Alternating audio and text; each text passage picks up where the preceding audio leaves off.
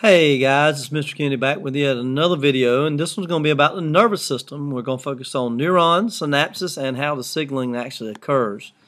Now, when we talk about the nervous system, we've got to focus in on a neuron. The neuron is this structure here that is composed of three basic parts. It's composed of the dendrites, which are these fibers at the end of the cell body, which is the second part, and then it's composed of this axon, which is the third part, which is this long extension.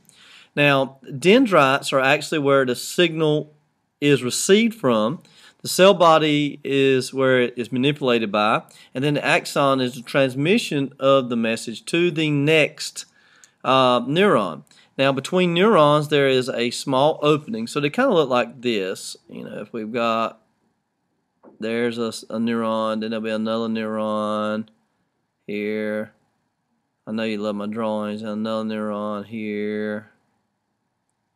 And the signal is going to be going in this direction. Well, between neurons there's a gap, which is called a synapse.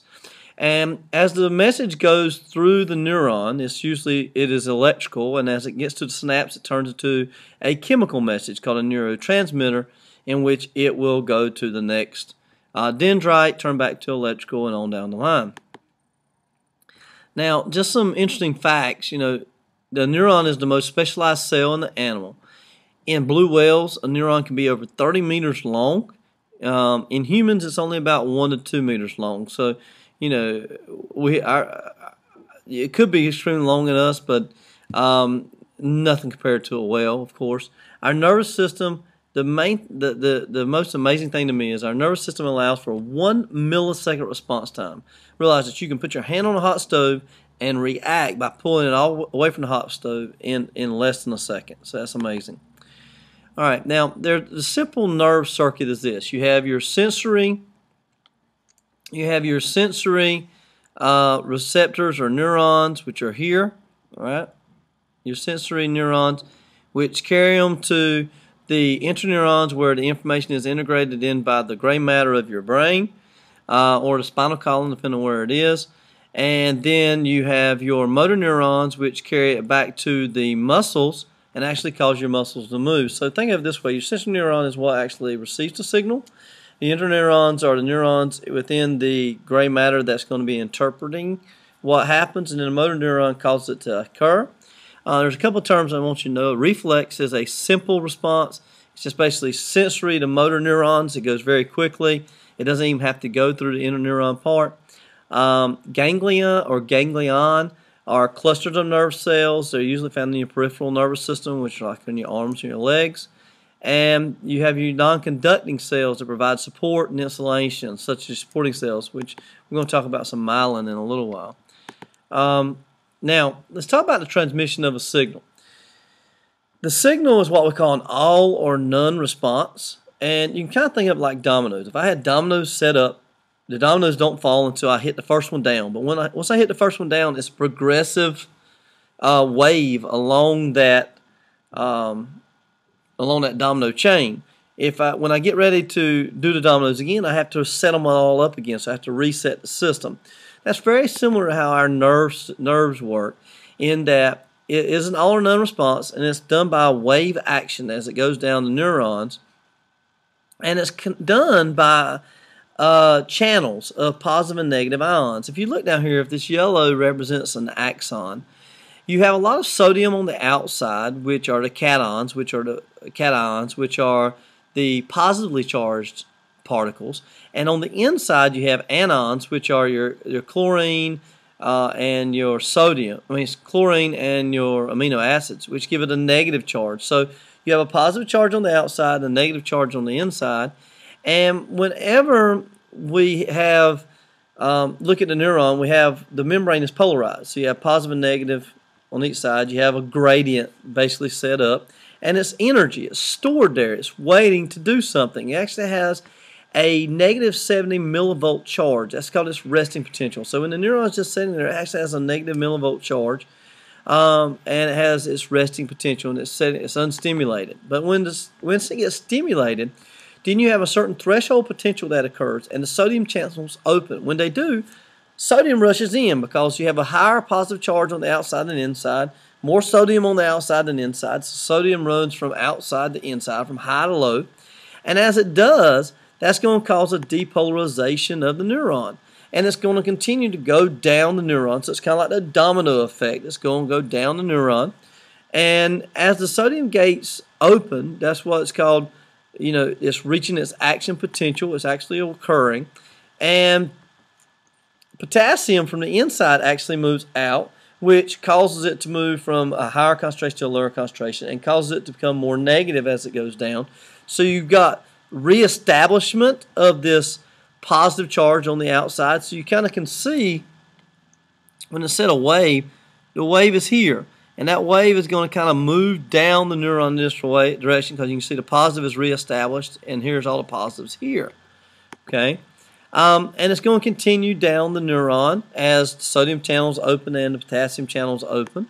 So the impulse continues to move down, and this wave is the action potential or the nerve impulse. Now realize it goes from your fingertips to your brain in a millisecond. I mean, very, very quickly. So this is happening very fast. Now, as these gates open and close, you have the depolarization occurring inside and repolarization. Now, once you have the sodium moving one direction and potassium moving another direction, you have to get them back to where they go again. So you have to set it up again, the dominoes up again to get ready to go. And it's going to require energy to do this because it's going to be moving against the gradient. It's going to go from a low concentration to a high concentration. And it's going to need energy, or ATP is going to be needed. Now, this is called the sodium-potassium pump. And what actually happens is 3 sodiums will be pumped out and 2 potassiums will be pumped in each time. And you can see it down here in the diagram. Now, this does require energy, but once the sodium goes out and the potassium goes back in, then you have the reestablishment of this gradient with the positive on the outside and the negative on the inside, and it's set up and it's back in resting potential, and it's waiting for yet another stimulus so the neuron can fire. Now, if you looked at it on a chart that actually kept track of the millivolts, you can see that resting potential has a negative 70 millivolt, but as you start to have the sodium flow out, you have it go up to around 35 millivolts, so you have a lot of energy being released. And then as potassium starts to flow, I said sodium flow out, sodium flows in. As potassium flows out, you're going to have the repolarization, so it's going to come back down. It actually will drop a little bit below the resting potential, but then once it gets back to where it should be, after you get that repolarization occur, the active transport of sodium and potassium back to where they should be, then you get back to the resting potential. Now, if we look at myelin, there's actually some more, if we look at a neuron, there's actually some more parts that we need to know. Myelin is one. Myelin are found on the axon, but it's not a continuous coat. There's actually gaps between myelin sheaths, and myelin kind of acts as insulation. I think it was kind of like the rubber coating on a wire. And by having myelin on the axon, it actually speeds up how fast the impulse can occur. For example, instead of the impulse only going at 11 miles per hour, if it has myelin on it, it actually can go at 330 miles per hour. So this coating is done by Schwann cells, this myelin sheath, or what you hear called Schwann cells, and it has what's called a saltatory conduction. Instead of the impulse having to travel down the entire length of the axon, it actually will jump from gap to gap, which is why it's faster, because it doesn't go through the entire length of the axon. Now, same thing occurs here. You still have the sodium moving in, you have this action potential occurring, potassium flowing out, and it's jumping over this myelin sheath. So you have the same thing occurring. But now when we get to the synapse, what happens? It's just like dominoes. If you set them up, you had a gap, the dominoes don't keep going. So we've got to have something happen at the synapse. And what happens here is you have an actual chemical event. You have neurotransmitters. So this shows the axon of one neuron and the dendrites of another neuron, and you have the synapse, this gap here. And what happens is you have this neurotransmitters are transmitted from the axon of one neuron to the dendrites of another neuron. and it causes whatever response it should occur, right? And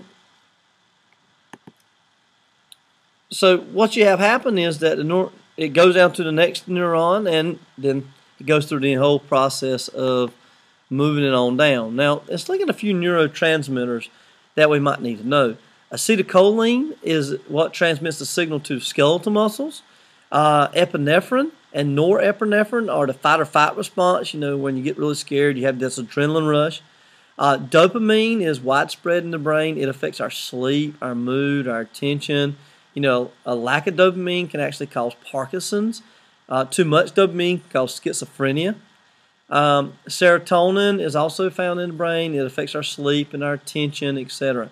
So these neurotransmitters are going to affect different things inside of our bodies. Now, the neurotransmitter is considered to be the weak point of the nervous system because any substance can affect the neurotransmitter or mimic the effects of the nerve function. So you can have drugs that alter our body's way of doing things because they mimic these neurotransmitters, like caffeine and nicotine. You know, that's what these drugs are doing. They're mimicking the neurotransmitters.